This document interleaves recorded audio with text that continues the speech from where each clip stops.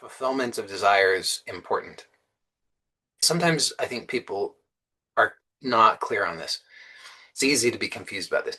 Now, a lot of people, they just stay on the surface and they say, well, what's what's not obvious about it? I want it, therefore it's good. Well, good for you. If you're content with that for now, great. Be content with that.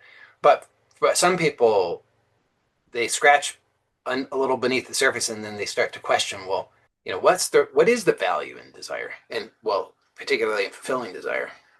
And so I think that that's useful to explore briefly. Also, to put this in context, this is because also there are some traditions that teach that desire is the enemy, basically, right? That desire is bad. If you want true fulfillment, if you want true happiness, if you want true peace, if you want true spiritual evolution, then sometimes what's taught is, well, desire is your enemy. You got to get rid of desire. As long as you have desire, you're going to be unable to actually evolve in this way. Well, there's some truth in that, but it's also there's nuance, and so people, not surprisingly, will misunderstand that, and then they'll sometimes seek to deny themselves desire, which is a misunderstanding. Because if you think about it, if you have desire, then just telling yourself that you don't desire or trying to deny the desire does not actually remove the desire. You still have the desire, but now you're just trying to suppress it. So that is not the correct answer.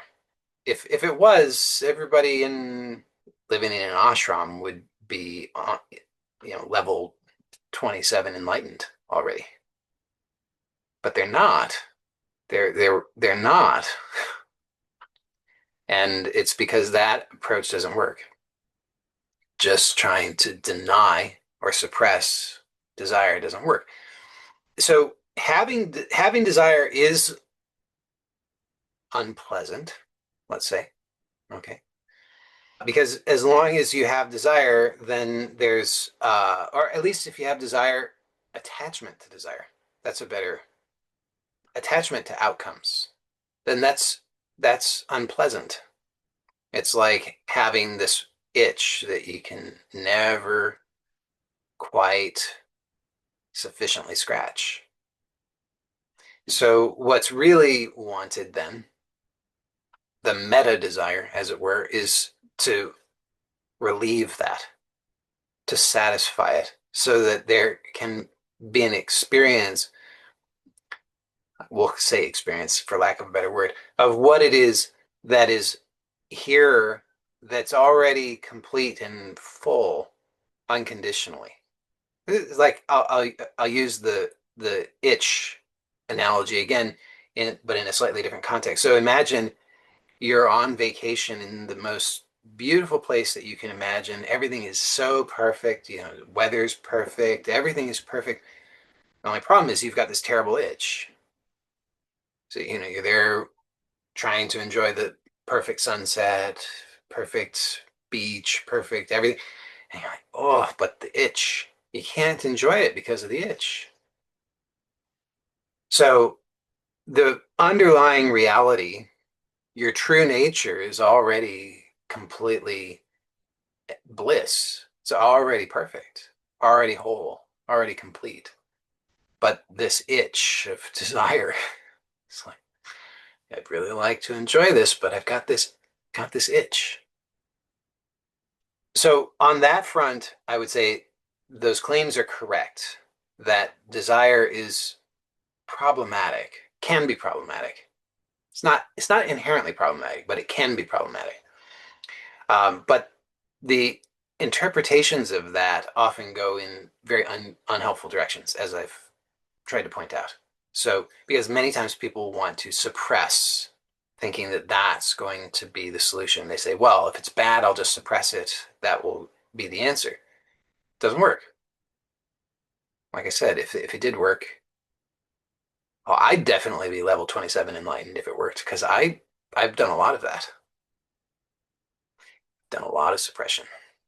So all I got was this lousy t-shirt. So, satisfying desire, fulfilling desire is a viable solution. I've said this many, many times, so I'm repeating myself, but I think it's useful to repeat. There are two fundamental ways that, from my view, that you can do that. One is to give it up truly because you recognize that it's not even yours. Strange as it might seem, many of the desires that you have are not even really your desires. You borrowed them, or they were like inculcated into you. You were told you must be a doctor, you must be a lawyer, make us proud. Don't ever come home again unless you have your MD. So you think, well, you that's your desire now. You think, or you see all the people you follow on Instagram with their Ferraris, and you think you also want a Ferrari, but come to find out you don't actually want a Ferrari. So there are a lot of these kinds of things. You think you want them, but you don't really. So with those, you can satisfy them by achieving the thing. So you can get the Ferrari, you can get the MD, you can get the whatever, you can get those things. And then you can cross that off your bucket list and you say, okay, I've done the thing, I can move on, which is okay. The problem is it's going to be slow. It takes a lot of time and energy to do that. So imagine if you have 1,000 desires and 997 of them are borrowed desires. And you could try and satisfy all of them by through achievement. It would work. The only problem is you probably wouldn't be able to get through all of them in this lifetime. So it's not very efficient.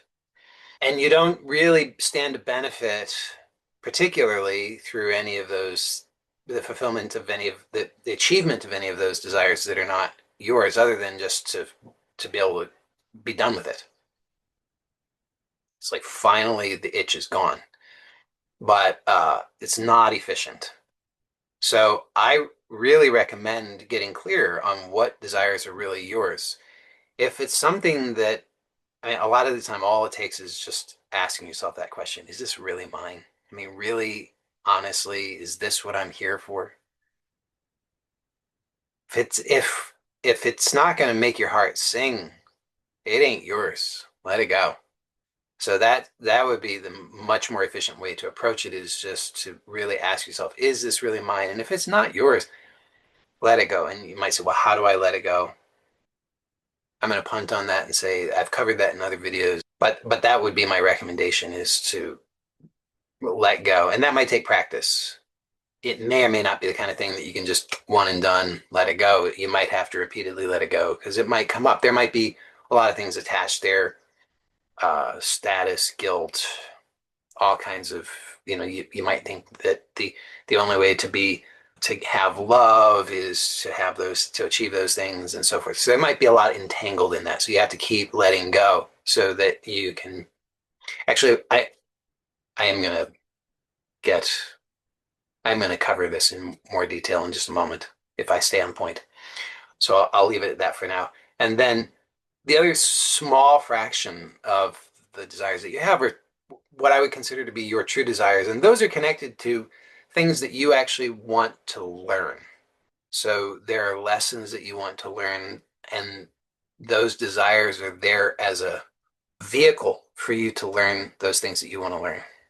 So try as you might, you won't be able to let them go. Well, at least letting them go, it might be more efficient just to manifest those things rather than to try and let them go, because the amount of time and energy that you would put into just letting them go would probably be more than if you were to manifest them. So in terms of efficiency, it would be more efficient to actually manifest those things.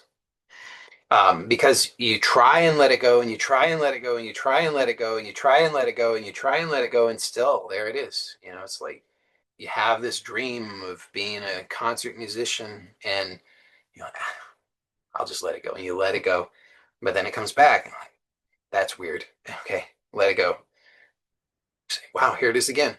How strange. You let it go. Keeps coming back over and over and over and over. Maybe it's yours.